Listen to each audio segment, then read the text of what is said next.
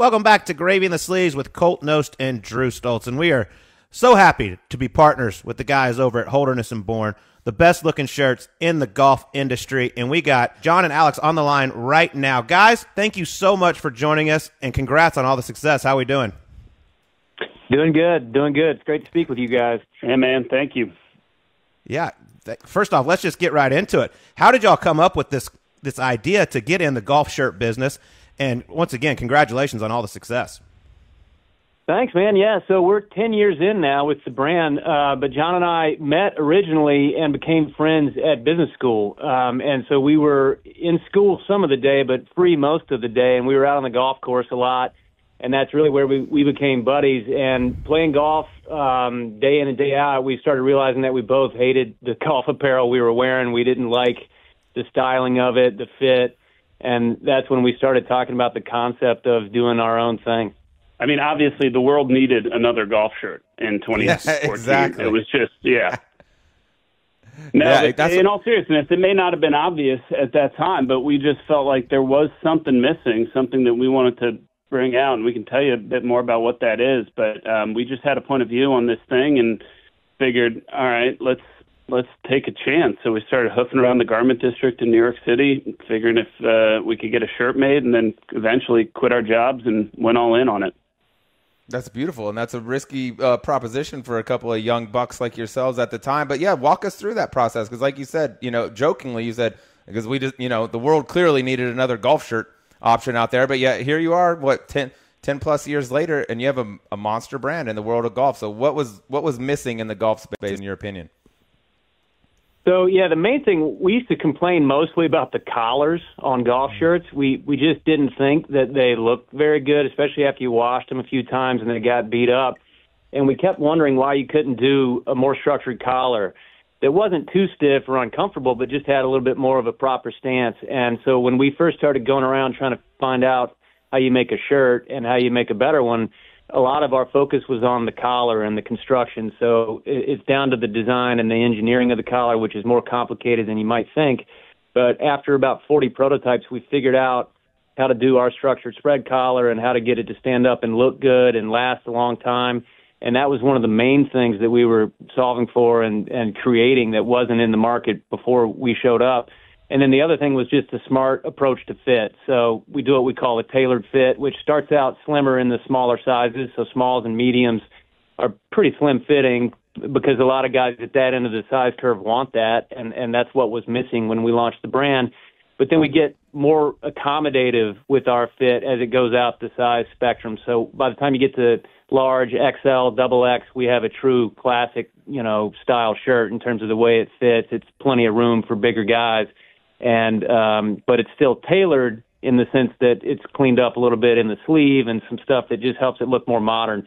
So, with the collar and the fit being the key things we were improving on the shirts, that's how we got the brand started. And since then, we've had great success building out beyond just polo shirts with layering and shorts and pants and other stuff that golfers need with the same general attitude that we want to design the best stuff in the market. Yeah, and as a guy who lives in that XL world, I appreciate what y'all do. It's great. I don't like that skinny fitting stuff. And as a guy that lives in the medium world, thank you too, because the other ones I have are all boxy and big, and y'all's fit like you said, tailored. So good on you. That was the idea. We used to say it a lot. We want to solve a problem for the smaller guys without creating one for the bigger guys, and that was it's another way of saying a novel approach to fit, which is kind of two fits in one.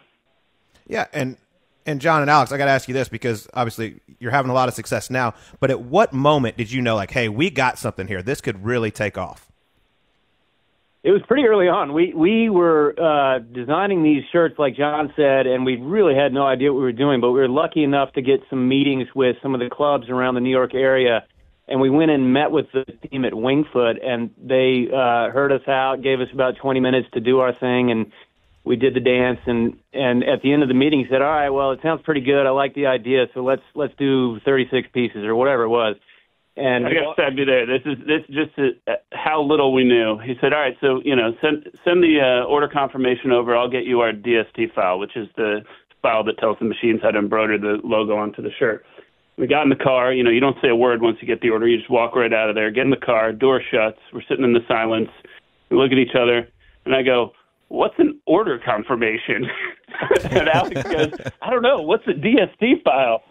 So we had to figure some stuff out pretty quick. Yeah, but we knew it was a good sign if Wingfoot thought it was a good idea, and they called us back 2 weeks later and said, "All right, all the shirts sold out. What else you got?" And at the moment, we didn't have anything else, so we knew we needed to go and figure some stuff out and design a bigger line. But that was a pretty fun early signal that we were onto something. That's beautiful. You got the order. All right, cool. Now what the hell do we do? How do we actually make it happen? But you guys, I mean, now look at where you are. Like I said, you're in golf shops across the country. You're a very, very popular brand. You're successful at this point already, but like, what does it look like in the future for Holderness and Bourne? Are you guys going to scale to, other things outside of golf, office wear, things like that? Or are you just going to keep making some of the best golf clothes out there? Well, one of the beautiful things is, and this was part of the thought going into it, even 10 years ago, was that golf clothes are becoming work clothes. So, we used to dress a guy on the weekend, and now increasingly, and COVID and everything certainly accelerated this trend, increasingly that's 7 days a week. And so we just thought, well, if we can make stuff that's really sharp, that performs on the golf course with moisture wicking, a fit, and everything else, and has you looking sharp the way you need to in these nicer settings, that's going to be the best. That's going to be the thing you're going to want to wear on a casual Friday, and now, casual Monday to Friday for a lot of people.